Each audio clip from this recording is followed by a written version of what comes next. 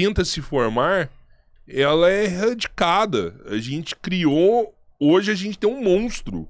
Hoje a gente tem algo gigantesco que elimina na fonte qualquer projeto. Então, assim, eu acredito, o Rodrigo, que para a formação de uma tropa de elite, né, um grupo, na hora que eu falo elite também não é isso, não é uma burguesia, não é um poder econômico, né, um grupo de pessoas que possam promover mudanças, né? Essas pessoas têm que ser o mais radical possível hoje, porque existem tantos problemas no Brasil que se você for moderado, você vai ser minado e destruído. Olha... Aristóteles dizia... Pode discordar de mim, viu, professor? Não eu falo vou isso é pra discordar, discordar eu vou mesmo. aprofundar. Tá. A virtude que governa todas as outras é a prudência. Tá? A prudência é uma virtude difícil e a prudência, em certas circunstâncias, exige você ser extremamente radical e em outras muito moderado. Então você tem que saber como agir. Né? A direita dos Estados Unidos gosta muito do conceito de guerra cultural. Né? Só que a guerra, ela pressupõe uma relativa, ao menos relativa, paridade de armas. E como você colocou, a gente não está nessa situação. Né? Você sabe que os holandeses, a maior potência econômica e militar da Europa no século XVII, invadiu Pernambuco e grande parte do Nordeste brasileiro. Você sabe como os brasileiros os expulsaram, né? Guerrilha. Então eu acho que a gente podia investir no conceito de guerrilha cultural. Porque na guerrilha você não tem paridade de armas. Você, então, aprofundando aquilo que você colocou, esse trabalho de educação, de superação da ignorância estrutural do Brasil, ele envolve também um trabalho de guerrilha cultural. Porque os nossos inimigos são muito maiores, muito mais fortes, como você colocou. Então, eu acho que é outro conceito que a gente pode jogar aqui. Né? Vamos criar conceitos. Em vez de usar os conceitos que os outros criam, vamos ser antropofágicos. Vamos deglutir os conceitos dos outros e produzir os nossos. Né? Já que os Yankees inventaram de guerra cultural, vamos fazer o nosso de guerrilha cultural. O Brasil precisa de uma guerrilha cultural. Né? Uma guerrilha cultural para a afirmação nacional. É que o Cabeleira, quando ele fala, eu vivo aqui dentro com ele, tem crescido aqui, principalmente aqui dentro, uma formação de ideias bem ferrenha, de um enfrentamento mais direto, né?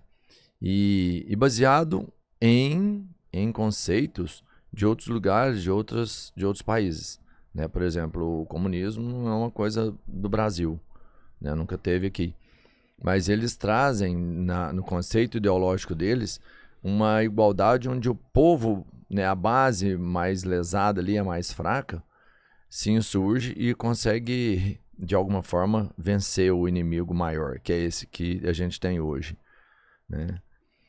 Esse conceito é válido? Você acha que se a gente, por exemplo, caminha para o comunismo com as ideias que eles têm, seria uma opção para a gente?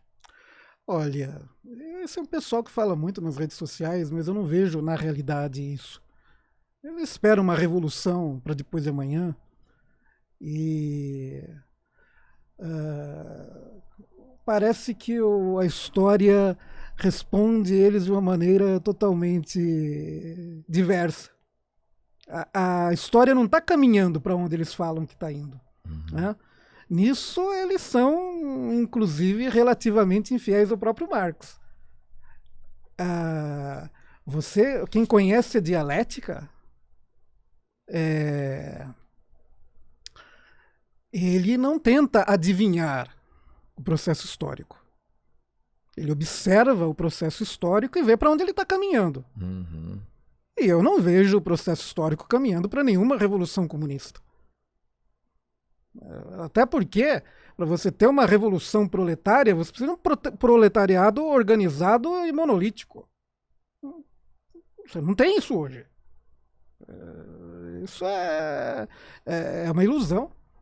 Entendeu? Compara a situação dos trabalhadores hoje com a da década de 80, com sindicatos fortes, etc. Não tem.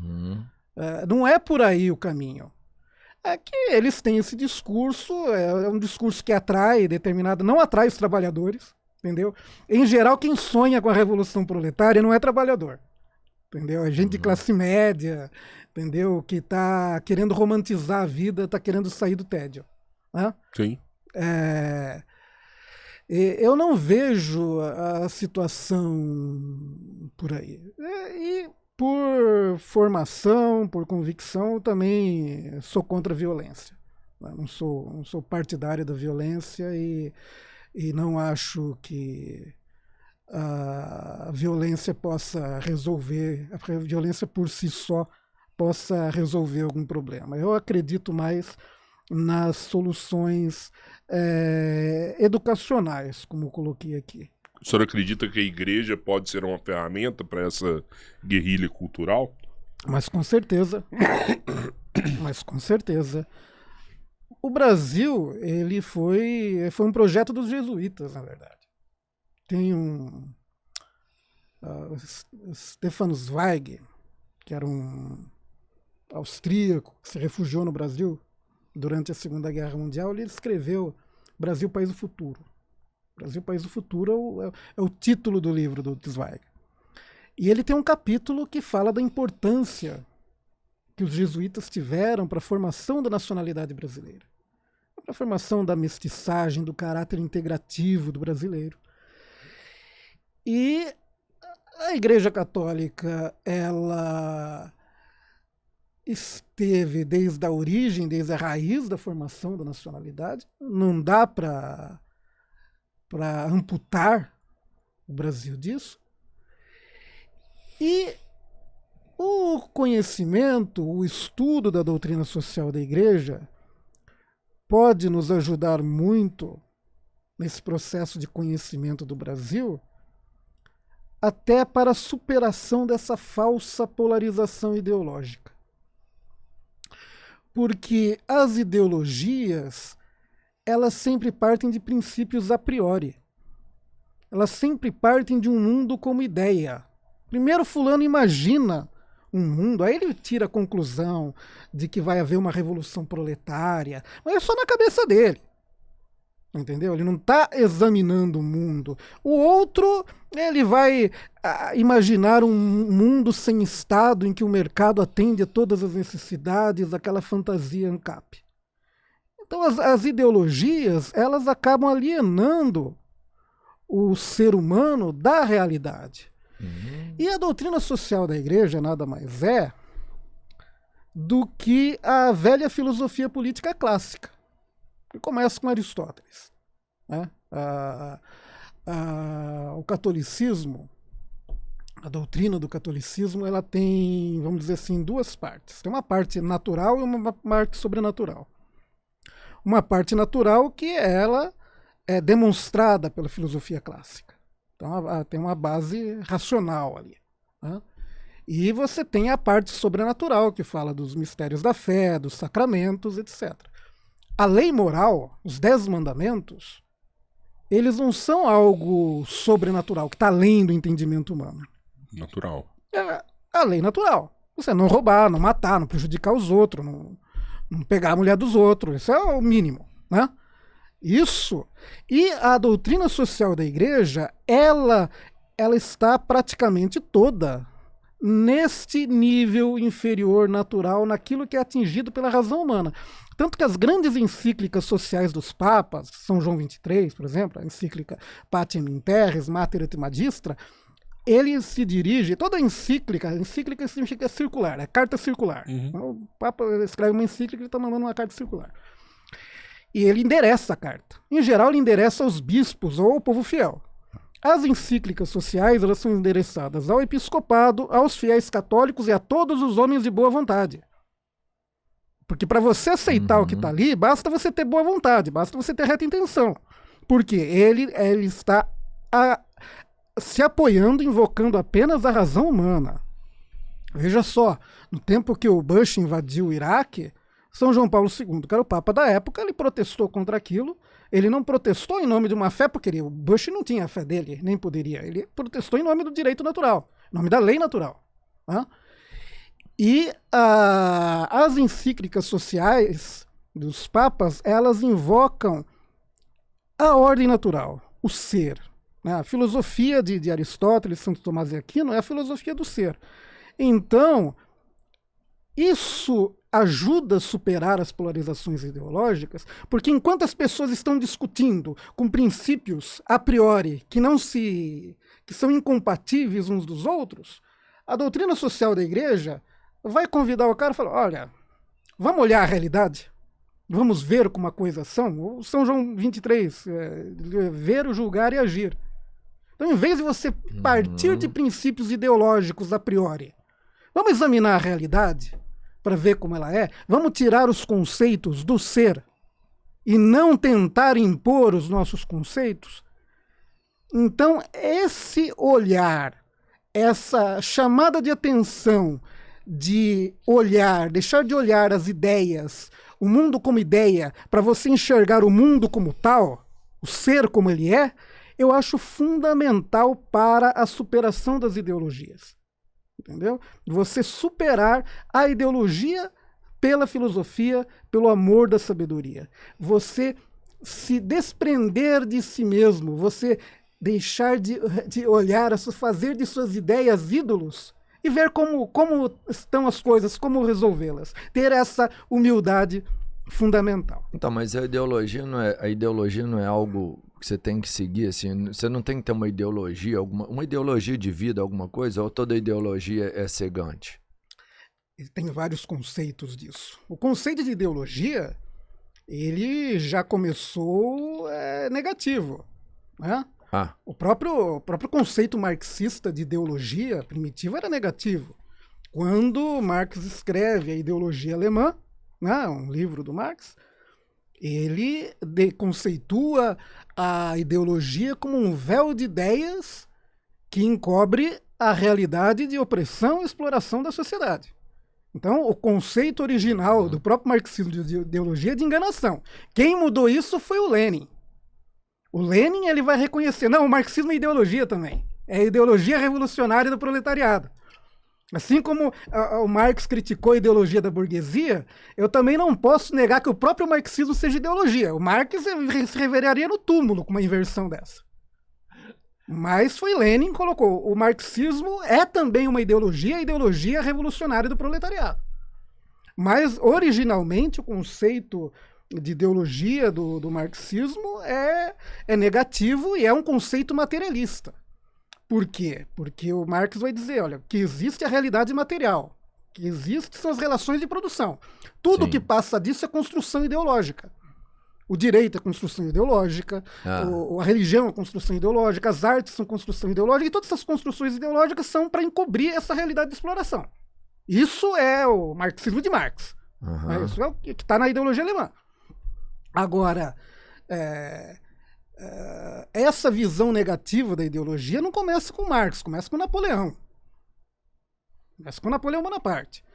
Porque a palavra ideologia, na verdade, foi inventada por um filósofo francês, Destutt de Tracy. E essa turma começou a fazer oposição a Napoleão Bonaparte. E eles eram discípulos de Kant.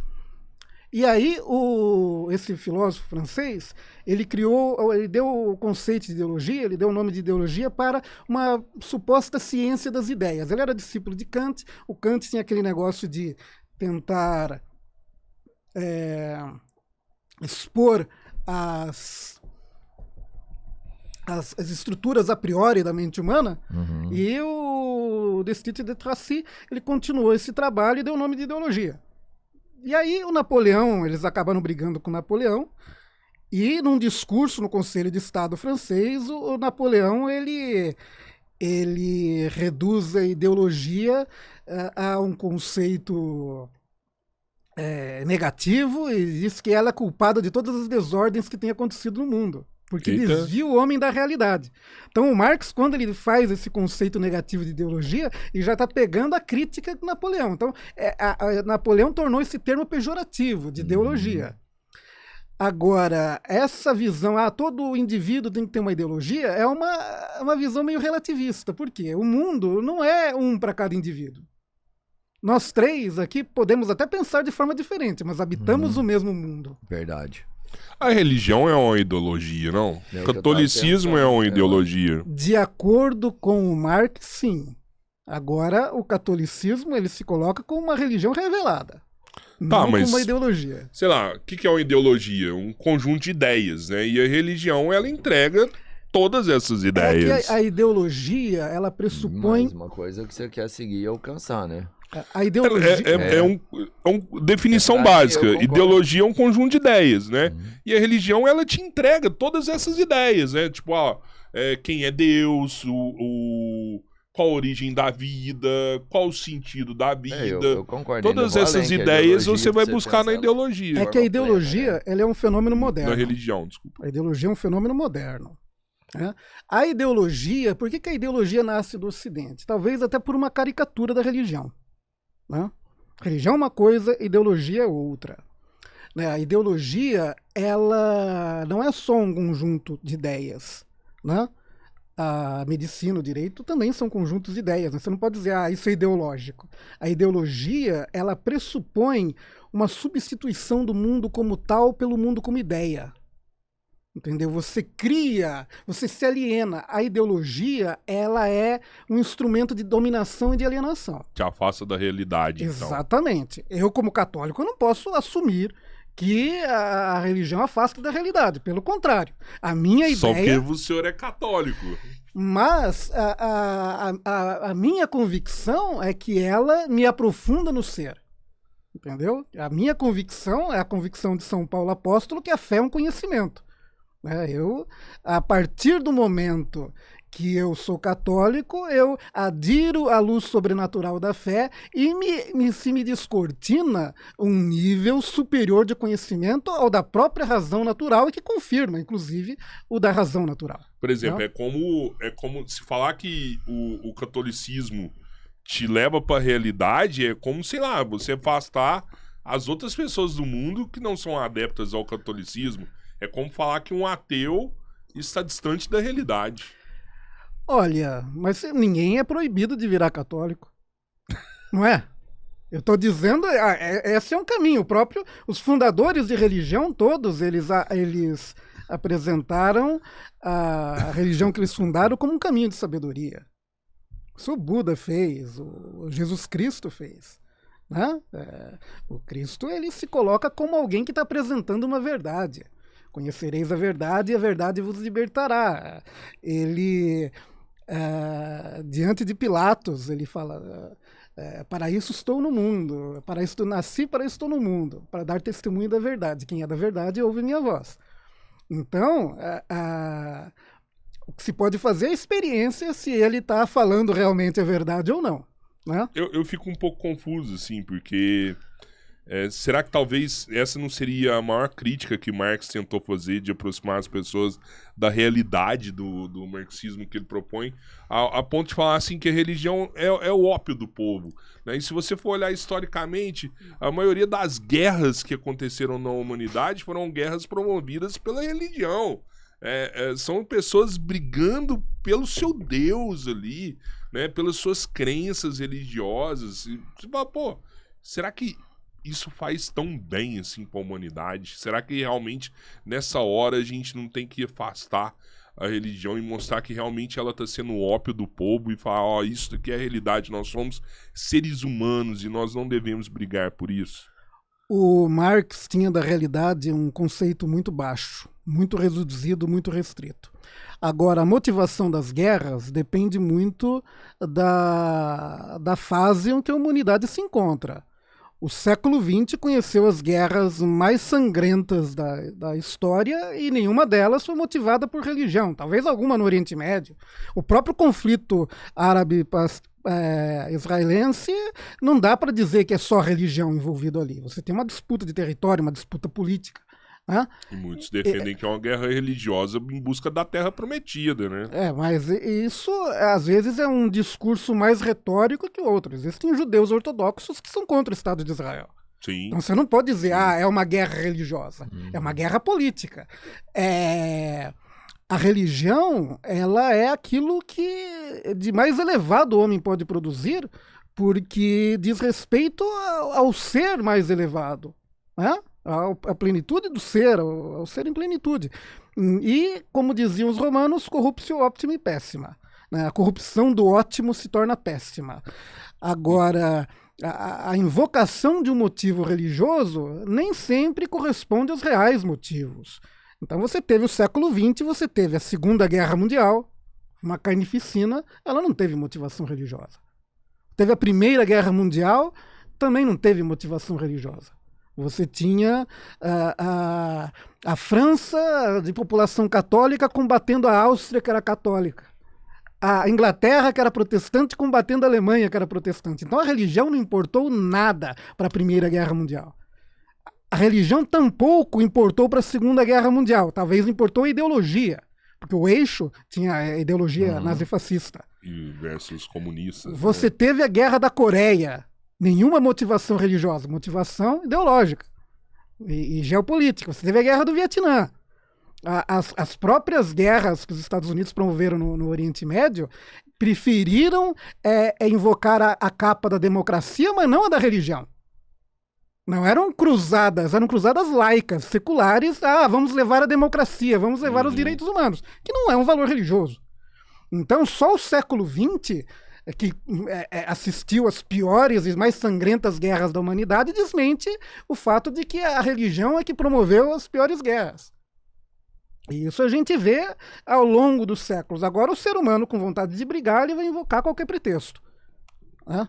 Agora, uma coisa é certa, por exemplo, compara as obras de arte que a religião produziu com aquelas que o ateísmo produziu.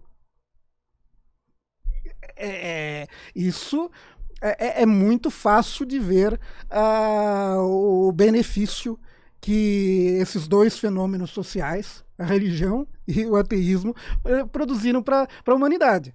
Você teve guerras motivadas pelo ateísmo, né? Porque no século XX assistiu isso também. Né? Você fala que quando o homem quer brigar, ele vai encontrar seus motivos. Sim. Então, quem quer fatalmente criar uma briga, né, uma guerra entre pessoas, ele tem que diminuir a religião das pessoas para que isso aconteça com maior facilidade? Olha...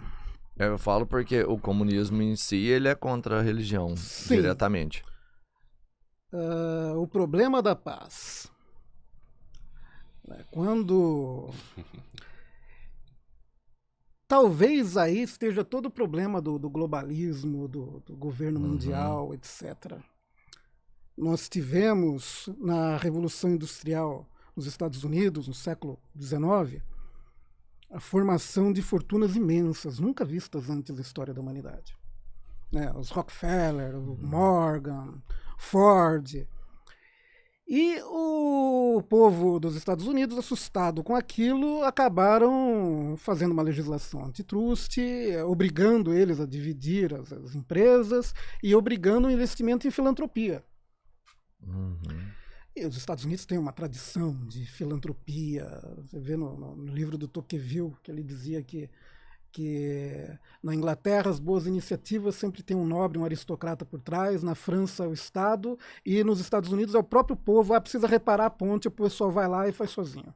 Né? Então eles têm uma tradição de filantropia, e aí criaram as grandes fundações filantrópicas. Fundação Rockefeller, Fundação Ford, que foi quase uma obrigação da legislação dos Estados Unidos para que aquelas fortunas imensas que se formaram tivessem uma destinação social. E isso começou muito bem. Por exemplo, o ensino de medicina era muito ruim nos Estados Unidos, o ensino superior. Aí o Rockefeller, agora eu sou obrigado a fazer filantropia. O que eu vou fazer? Eu vou melhorar a saúde dos Estados Unidos, porque é muito precária.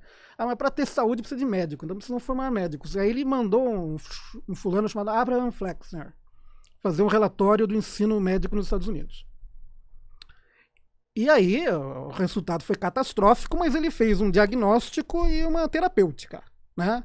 Ele fez uma proposta de reforma do ensino de medicina nos Estados Unidos, E o Rockefeller chegava para as faculdades, ó, tu quer melhorar, eu dou a grana, mas tem que fazer do jeito que eu quero. Tá aqui o esquema do Flexner, você vai fazer a faculdade modelo. Isso veio até para o Brasil. A faculdade de medicina da USP foi feita em cima do relatório Flexner com dinheiro da Fundação Rockefeller. Caraca. Era para ser a faculdade modelo do Brasil. E ainda é. Foi tudo feito com dinheiro da Fundação Rockefeller aquilo, a casa de Arnaldo, ali no Dr. Arnaldo. E